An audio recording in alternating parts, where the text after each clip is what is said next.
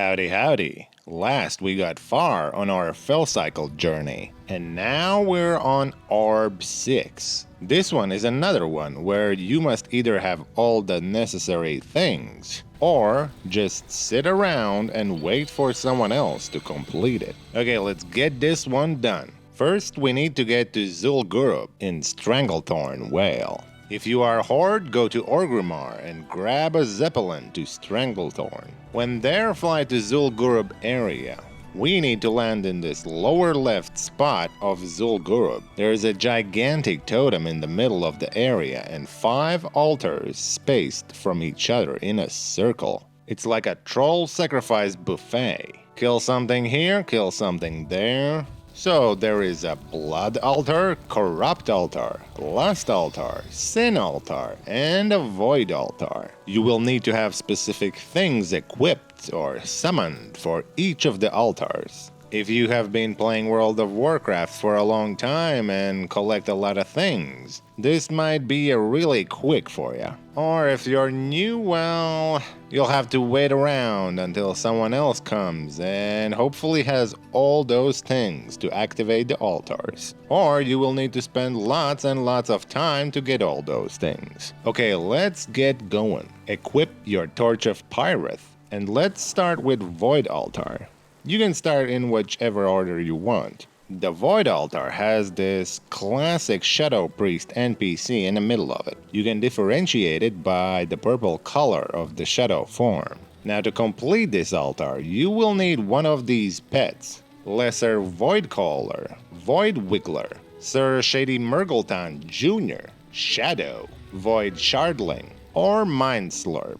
Most of you will probably just have the Void Walker. Then you need to use one of these toys, a Shade Scale, Shadowy Disguise, or Void Totem. And lastly, transmog your cape to look like any cloak with the same appearance as Cloak of the Black Void. It's this one with the black color. Now, if you get all those things, and don't forget the Torch of Pyrreth, then poof goes the Shadow Priest, and you have completed the first altar. Now, if your strategy here consists of standing around and waiting for someone else to complete it, then you will need a specific command that checks if you have completed the altar. I'll put it in the description.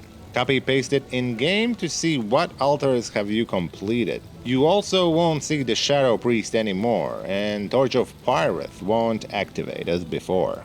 Next up, we got Sin Altar with Wenther NPC. Now these next couple of guys gonna look just like ghosts. For this one, you will need to summon a pet named Sinheart. I didn't really have it, so I don't know. Use the toy Bondable Sinstone to get a buff and transmog your cloak to any of the Wenther Sinstone cloaks. Then we got Lust Altar. It has this horny succubus or incubus NPC. Now to satisfy this little minx, you need to get one of these pets, Sister of Temptation or Heartseeker Moth. Then use the toy Steamy Romance Novel Kit and transmog yourself fully naked. Or use the toy called Moro's Famous Polish. This will make you drop your panties.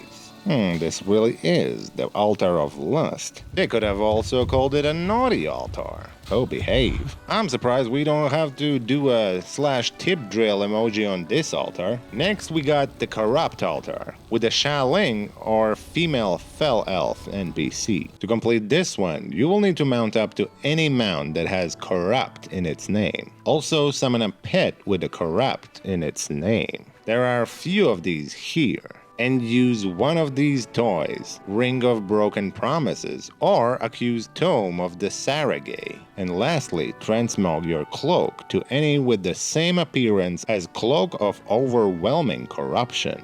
A lot of stuff for this one. Now lastly, for the Blood Altar, you will see this blood blarb or goo or whatever to call this thing. To make that monstrosity disappear, you will need to mount up on any mount with blood in its name. Also summon any pet with blood in its name and use the toy Throbbing Blood Orb. After this one, I feel like I need to grab a tub of ice cream and watch a period piece on Netflix. Now, if you have done all of the altars, all the ghosts should now be gone, and a giant treasure box will appear on this wall. If you don't see the box, you might want to check if you have completed all of the altars before. Use the same command that I told you about before. It is in the description, and it will tell you if you have completed all of the altars.